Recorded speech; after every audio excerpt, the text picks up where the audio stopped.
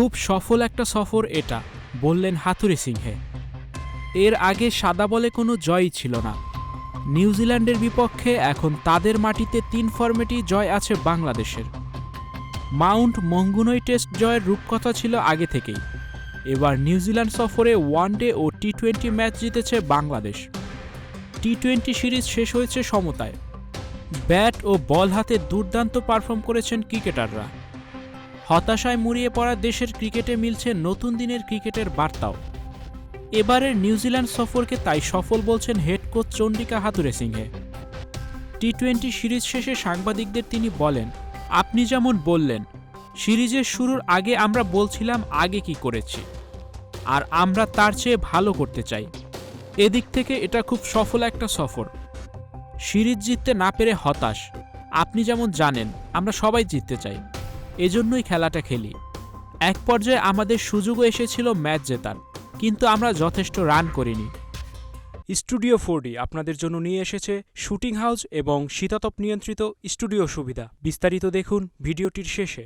বাংলাদেশের সামনে ছিল সিরিজ জেতার হাতছানিও, কিন্তু তৃতীয় টি-20তে স্রেফ 110 রানে অল আউট হয়ে যায় বাংলাদেশ।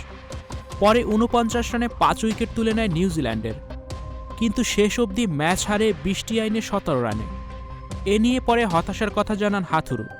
তিনি বলেন, আমার মনে হয় 2 ওভার পরই আলোচনা করছিলাম যে এটা 160 রানের উইকেট হবে না, এখানে 140 থেকে 150 রানের উইকেট হবে, কিন্তু অবশ্যই আমরা সেটাও অর্জন করতে পারিনি, ভালো ব্যাট করিনি। আমরা 10 ওভার শেষে 4 উইকেটে 84 রান ছিলাম, আমাদের রান কম ছিল, কিন্তু বোলাররা আমাদের ম্যাচে রেখেছে। পুরো সিরিজ জুড়ে যেভাবে বল করেছে তারা বেশ মুগ্ধ করার মতো। পুরো সিরিজ জুড়ে দুর্দান্ত ছিলেন পেসার শরীফুল ইসলাম। তিনি টি-20তে সিরিজ সেরার পুরস্কারও জিতেছেন।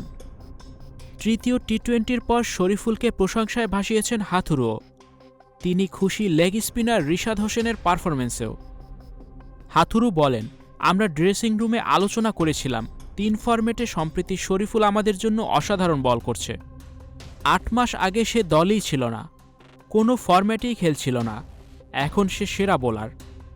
আরেকটা ব্যাপার হচ্ছে রিশাদ, আমরা একজন লেগ স্পিনারকে সাদা বলে ক্রিকেটে সুযোগ দেওয়ার চেষ্টা করছিলাম, সে তার পরীক্ষায় উতরে গেছে।